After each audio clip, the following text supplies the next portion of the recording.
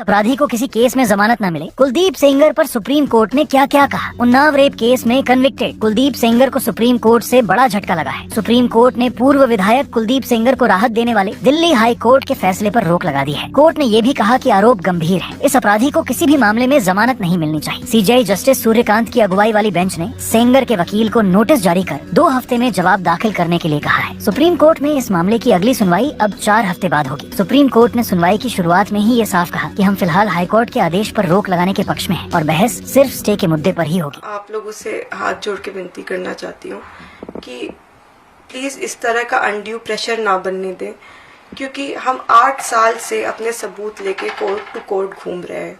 हमने high court के सामने ऐसा नहीं है कि सिर्फ एक पॉइंट पे आर्ग्यूमेंट किया है, हमने सारे पॉइंट्स पे आर्ग्यूमेंट किया है। एम्स की रिपोर्ट है कि ये महिला उस दिन पे 18 साल से ऊपर की थी।